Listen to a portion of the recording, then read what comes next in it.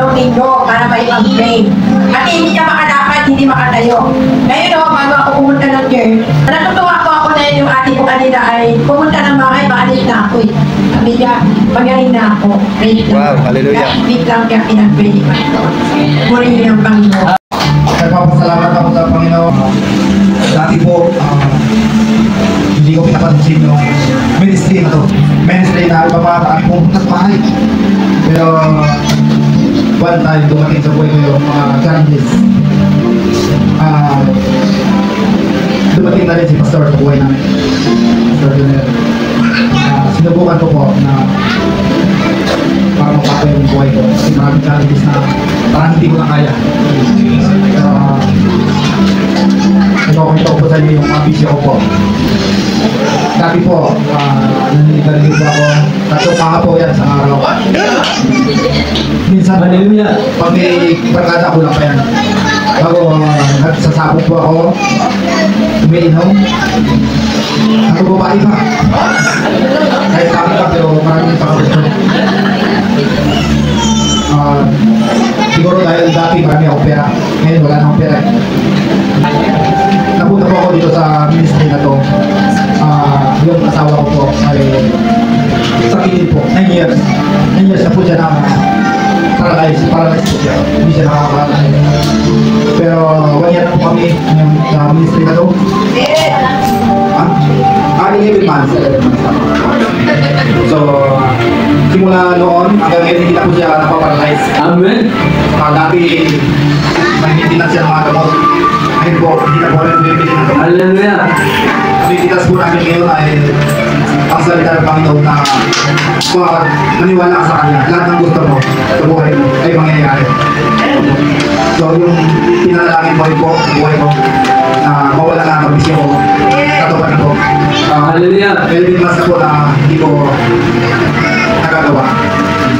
Kaya napapasalamat ako sa Panginoon at ni Pastor Junel na walang sawa na maglabay sa amin sa ministry na to. Salamat po. Amen. Glory to Jesus. Palangpalan po natin ang Diyos sa ating Panginoon. Magandang umaga po sa ating mga pamilya. Nagpapasalamat po ako sa Panginoon. Sunday, ngayon nandito po tayo lahat para papurihin po ang Panginoon Jesus.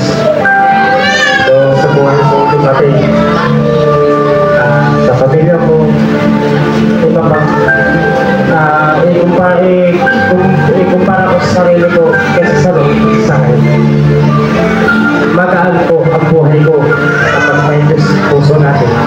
Sabado, dumating yung mga paninda kong mais. Pero yung asawa ko nahihirapan. Sabi ko, Lord, ano ba ang gawin ko? Iwan ko yung asawa ko na magdamag. Ano yung magkikita ako? Sakit ba talaga yung gagawin mo? Pero Lord, bahala ka na.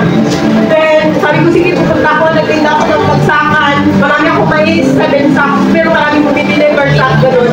Then, may natila pa ako siguro isa't kalahati. Sabi ko, magdaman ako dito, iwanan ko to. Pero alam mo, glory to God. Grabe talaga si Lord sa buhay natin. Sa buhay ko talaga, Lord, grabe ka talaga. Biglang may dumating mag-asawa na napakasad niya, kunin ko lahat ng mais mo.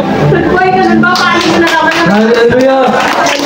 Sabi niya din, pauwi kami, sabi niya nakabalayong kami nagatinda. Pauwi kami, sabi niya, yung tricycle, naklatahan, sabi niya, nakita namin may dala siyang mais with corn, sabi niya, tinanong namin saan yung galing, sabi niya sa Baksakan. Kaya pumunta sila doon. Grabe talaga si Lord. Pinupos niya lahat ng mais ko, pati sa tindahan, tinatok namin doon. Kinuha niya din, nakalibre pa ako sakay, nakauwi ako nung gabi na yun, nakasama ko yung asawa ko.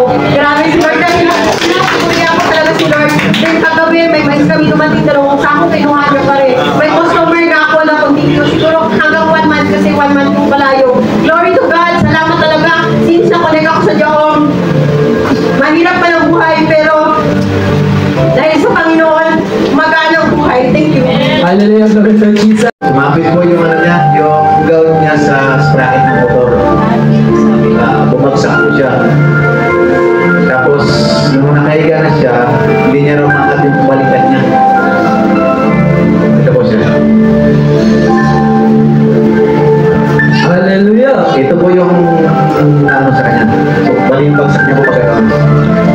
Pagdating ko ng bago po siya pina-x-ray, tinawag ko na si Pastor.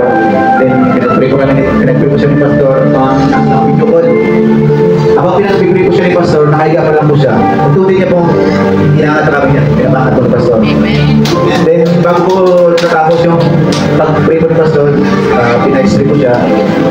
Paglabas po ng x-ray niya is, natindigan din po. Wala pong nangyari. Hallelujah, palagpasan natin ng Diyos. Ano na lang po sa kanya, yung gas-gas lang po ang nangyari.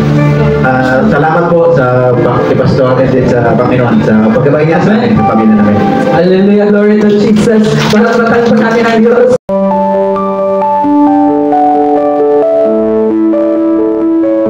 Follow our social media platforms to join us.